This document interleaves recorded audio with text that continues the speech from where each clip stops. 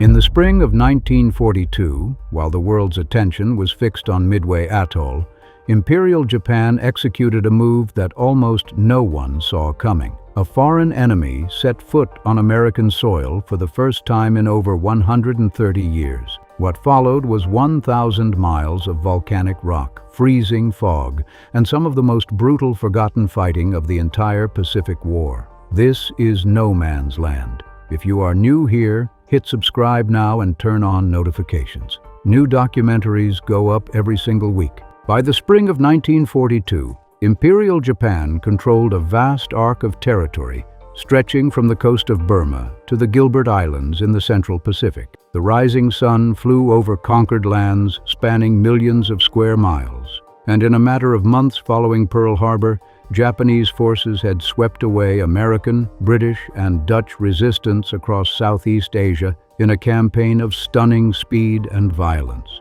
To the outside world, Japan appeared unstoppable. Its navy ruled the Pacific. Its army had never tasted defeat. The empire was at the absolute height of its power. But inside the Imperial Navy's highest command, one man saw the uncomfortable truth beneath the surface. Admiral Isoroku Yamamoto, the architect of the Pearl Harbor attack and commander of Japan's combined fleet, understood better than anyone that the window of dominance was already closing. The December 7th strike had crippled American battleships in their anchorage, but it had failed to destroy what actually mattered. The United States carrier force had been at sea during the raid and returned home untouched. Those carriers were still out there, still hunting, and Yamamoto knew exactly what that meant. The United States was an industrial giant that dwarfed Japan in every measurable category: steel output, oil reserves, population, shipyard capacity, and manufacturing power. Each passing month that Japan failed to deliver a decisive blow allowed American factories and shipyards to close that gap at a rate no island nation could hope to match. Yamamoto had spent years in the United States as a naval attaché and student. He had seen its cities, its ports, its production lines. He grasped its capacity in a way that most Japanese commanders simply refused to accept. He had reportedly warned government officials before the war that Japan could run wild across the Pacific for perhaps 6 months, perhaps a year. After that, the outcome would be far from certain. That warning had been ignored. Now the clock he had described was running, and every week that passed without a decisive engagement made the odds worse. Japan required one thing above all else: a single catastrophic engagement that would destroy the American carrier fleet before the full industrial weight of the United States could be mobilized against them. Without that knockout blow, the war would become a grinding attritional conflict, and in that kind of war, Japan had no path to victory. The math simply did not work in their favor. Yamamoto's answer to this problem was an ambitious two-pronged offensive built around a main assault on Midway Atoll at the center of the Pacific and a secondary strike far to the north at the frozen edge of the American continent itself. The plan was aggressive, complex, and spread across thousands of miles of open ocean. Critics within the Navy warned it was overextended. Yamamoto pressed forward anyway. Time was the one resource Japan could not manufacture more of, and he was already running out of it. Yamamoto's northern strike was designated Operation AL, and its target was the Aleutian Islands, a chain of volcanic rock and frozen tundra stretching westward from the tip of the Alaskan Peninsula for over 1,000 miles into the North Pacific. The chain pointed directly toward the Japanese home islands, like a broken bridge between two continents, and whoever controlled it held a geographic dagger aimed at the opposite shore. For Japan, seizing the Aleutians offered a forward defensive barrier against any future Allied thrust from the north, and a potential launching point for operations threatening the American West Coast. The strategic logic was sound on paper. The execution was another matter entirely. The Imperial Japanese Army wanted nothing to do with it. Army commanders reviewed the operational requirements and pushed back hard. They cited the region's extreme isolation, its perpetual freezing temperatures, its violent, unpredictable weather systems, and the dense fog banks that smothered the island chain for weeks at a stretch. Supplying and maintaining a garrison there would consume enormous resources for territory that offered minimal offensive value in return. The army refused to commit its forces. Then, on the morning of April 18th, 1942, everything changed in a single hour. 16 American B-25 bombers, led by Lieutenant Colonel James Doolittle, lifted off from the deck of the carrier, Hornet far out in the Pacific, and appeared without warning over the skies of Tokyo. The Japanese home islands had been considered untouchable for over 2,600 years. Suddenly, bombs were falling on the capital. The physical damage was negligible. The psychological damage to the Japanese high command was catastrophic. The emperor himself had been at risk. Military leadership was humiliated.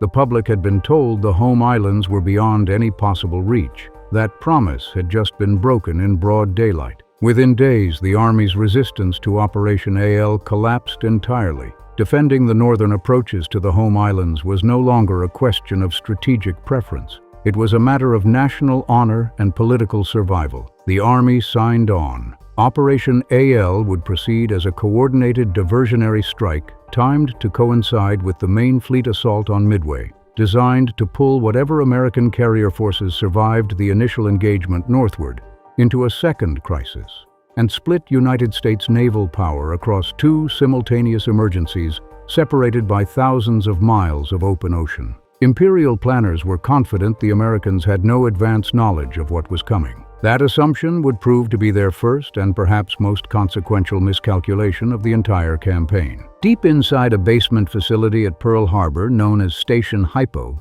a team of American cryptanalysts worked in conditions of near-total secrecy around the clock. Their commander was Lieutenant Commander Joseph Rochefort, a specialist in Japanese language and signals intelligence who had spent years building one of the most effective code-breaking operations in United States military history. For months, his team had been working to penetrate JN-25, the primary operational cipher used by the Imperial Japanese Navy, a system of extraordinary complexity that Japanese commanders considered unbreakable. By the late spring of 1942, Rochefort's analysts had broken enough of it to read the broad outlines of Yamamoto's entire offensive plan before a single ship had left port. The Americans possessed the enemy's playbook. Admiral Chester Nimitz, commander of the United States Pacific Fleet, studied the intercepted intelligence with the particular calm that defined his command style. He was a man who processed pressure quietly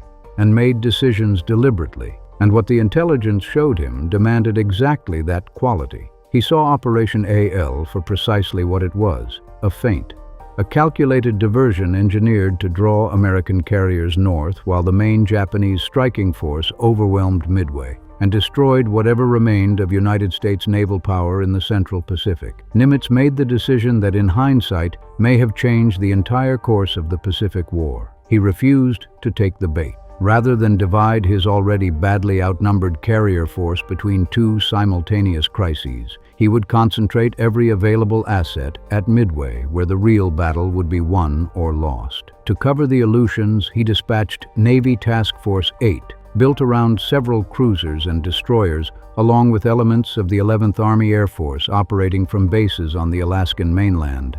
It was an openly acknowledged calculated risk. The force heading north was substantially outmatched by the Japanese Aleutian strike group in nearly every category. But Nimitz understood the strategic hierarchy clearly.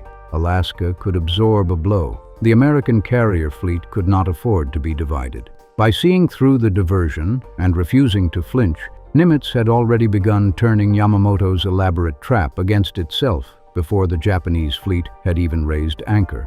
On May 27, 1942, the Japanese Aleutian strike force departed Uminato Harbor on the northern coast of Japan, its movements coordinated precisely with the main fleet bearing down on Midway. Vice Admiral Boshiro Hosogaya commanded the overall invasion group, which included 5 cruisers, 12 destroyers, 6 submarines, and 4 transport vessels carrying 1,500 troops designated for the island landings. Operating as a separate forward element was a carrier strike group under Rear Admiral Kakuji Kakuta, built around 2 light carriers, the Junyo and the Ryujo, tasked with striking American shore installations and suppressing air defenses before the troops went ashore. On the afternoon of June 2nd, a United States Navy patrol aircraft located the Japanese fleet approximately 800 miles southwest of Dutch Harbor. Before additional contact could be established, thickening weather swallowed the fleet entirely and the contact was lost. On the morning of June 3rd, Japanese aircraft lifted off from both carriers into freezing fog, with the fleet positioned more than 180 miles offshore. 34 aircraft in total, 0 fighters, Kate torpedo bombers and Val dive bombers turned toward the American Naval Air Station at Dutch Harbor. The Aleutian weather struck almost immediately. Aircraft scattered in the visibility. Navigation became nearly impossible. One bomber went into the sea on takeoff when the carrier's bow drove hard into a rising wave. Only 17 aircraft reached the target. At 5:45 in the morning, the bombs began falling. American servicemen came awake to explosions and machine gun fire with no warning at all. A radio station and fuel storage tanks were hit, but fog kept the damage limited. Then, the bombs found the barracks at Fort Mears and killed 17 men in their beds. The following morning, the Japanese returned, and Dutch Harbor was ready. Anti-aircraft fire filled the sky. P-40 Warhawks clawed through the overcast, but the defense could not stop every aircraft. Oil tanks erupted in columns of black smoke. A military hospital was demolished. A barracks ship moored in the harbor was gutted. When the smoke finally cleared, 43 Americans were dead and 50 more were wounded, and Dutch Harbor was burning from one end to the other. In the chaos above Dutch Harbor during the second day of attacks, a 19-year-old Japanese naval aviator named Tadayoshi Koga flew his Mitsubishi Zero in a low hunting sweep along the coastline, searching for American aircraft. The Zero was the most feared single-engine fighter in the Pacific theater. In the opening months of the war, it had compiled a kill ratio against Allied aircraft of 12-1,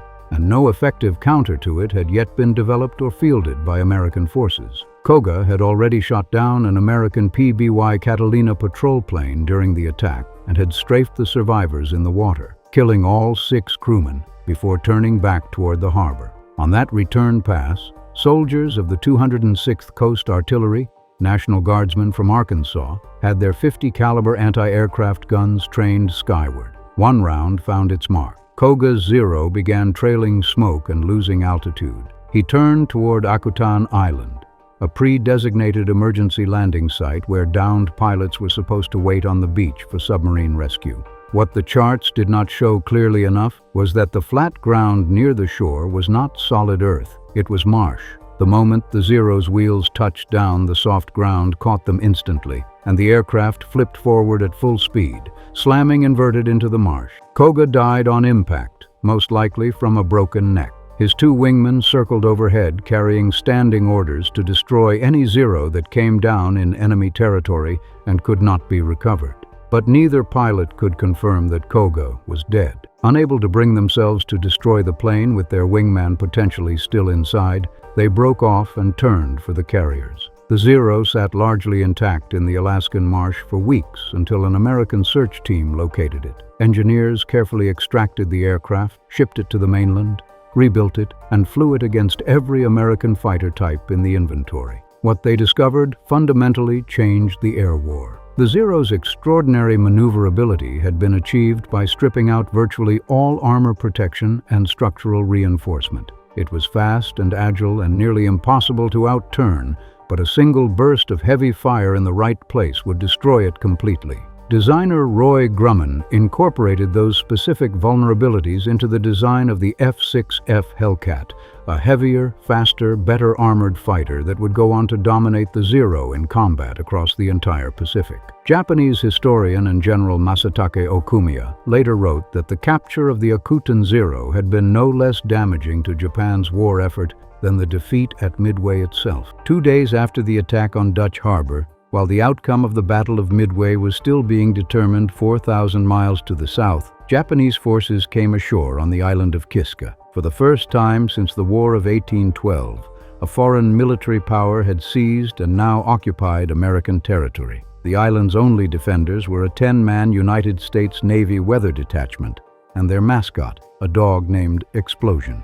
The occupation was swift and total. 550 Japanese naval troops stormed the station in a matter of minutes. 2 sailors were killed in the initial assault. 7 others were taken prisoner. 1 man escaped. Chief Petty Officer William C. House disappeared into Kiska's frozen volcanic interior and evaded capture for 50 days straight, surviving on whatever plants and insects he could find and melting snow for water, until starvation finally made further resistance impossible and he walked in to surrender. His shipmates were already gone by then, loaded onto transports bound for prison camps in Japan.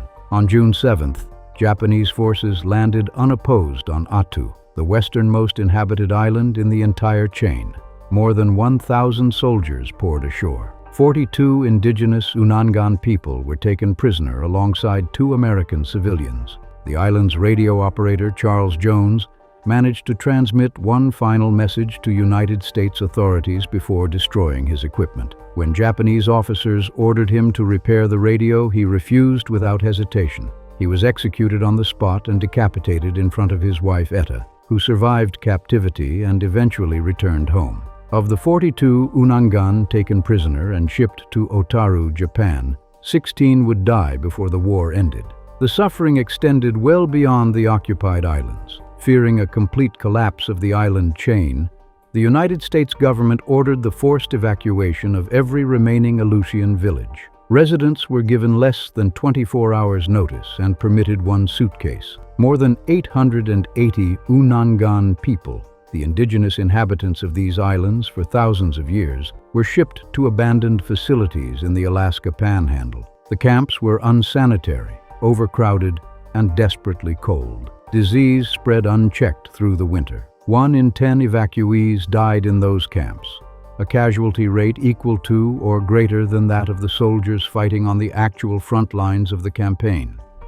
The Japanese moved fast to convert their new possessions into genuine fortresses. On both Attu and Kiska, engineers blasted tunnels into the volcanic rock, constructed interlocking gun emplacements along the high ridgelines, and developed harbor facilities capable of supporting submarine operations. The occupation force grew steadily over the following months until it exceeded 6,000 men spread across both islands. The Americans responded from the air, launching bombing runs against the Japanese positions from bases on the Alaskan mainland. But the pilots of the 11th Army Air Force quickly discovered they were fighting 2 wars at once. One against the Japanese, and one against the Aleutian weather itself. Thick, impenetrable fog, violent, unpredictable crosswinds, and sudden, blinding snow squalls turned every mission into a dangerous gamble against the environment before the enemy even came into the equation.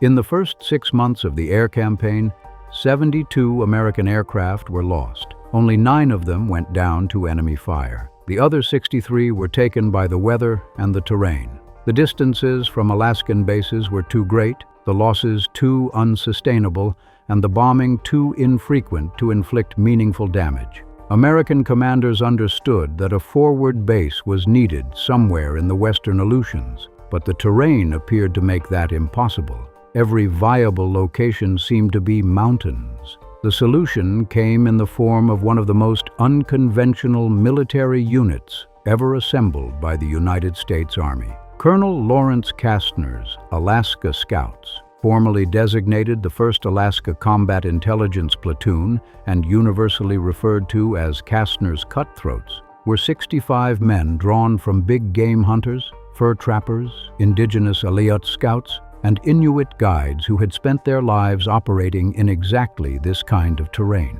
They ignored standard uniform regulations entirely and operated without the normal framework of military rank. Tasked with locating a viable airfield site on Adak Island, the scouts found only mountains. So they built their own runway by damming a tidal lagoon, draining it completely, and converting the exposed sandy bottom into a functional airstrip. From that frozen mudflat, American bombers could finally reach the occupied islands with regularity. At the same time, American submarines began hunting the Japanese supply convoys crossing the North Pacific with increasing effectiveness. The strategic noose was tightening. On March 27, 1943, American and Japanese surface warships met directly at the Battle of the Komandorsky Islands in one of the last pure gunnery engagements of the entire war. No aircraft, no submarines, just surface guns firing across open ocean. The Americans took damage but held the field. After that battle, Japan could only supply its Aleutian garrisons by submarine.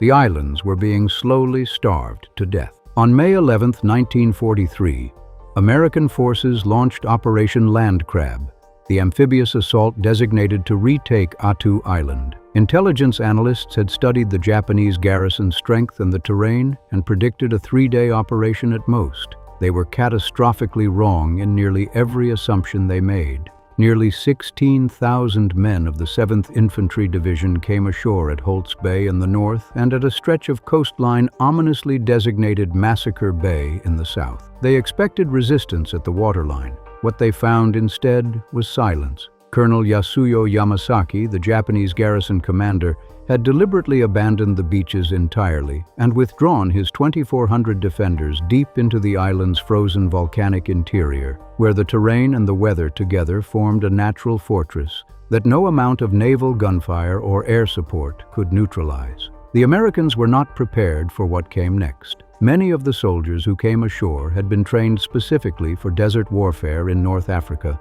and arrived wearing leather boots and carrying equipment suited for an entirely different climate. Vehicles began sinking into permafrost within hours of landing. Supply lines collapsed. Within days, the medical evacuation numbers told the real story. More American soldiers were being pulled off the line for frostbite, trench foot, and hypothermia than for combat wounds. The Japanese had spent an entire year acclimating to subarctic conditions and had transformed the ridgelines above the beaches into a vertical killing ground. They fought in small dispersed groups from concealed positions buried in caves, crevasses, and hand-dug foxholes invisible from any approach route. Snipers lay motionless in the frozen fog for hours at a time before firing and then disappeared back into the terrain. Every ridge had to be taken at close range with infantry. Progress slowed to yards per day against an enemy that never showed itself until the moment it chose to fire. By late May, the surviving Japanese forces had been compressed into a shrinking final perimeter around Chichagof Harbor,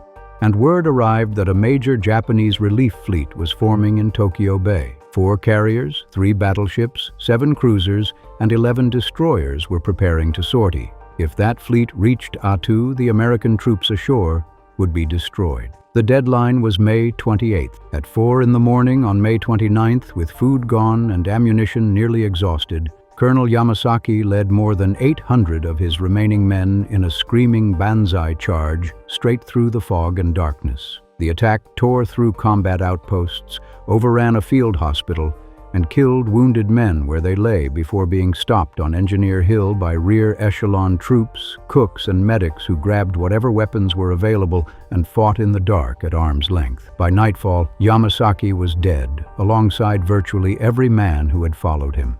Of 2,400 Japanese defenders, only 28 survived to be taken prisoner. American casualties totaled nearly 4,000 men, but Attu was back in American hands. Determined not to repeat the catastrophe of Attu, American commanders subjected Kiska to 3 weeks of relentless bombardment before a single soldier went ashore. Then, in late July 1943, something shifted.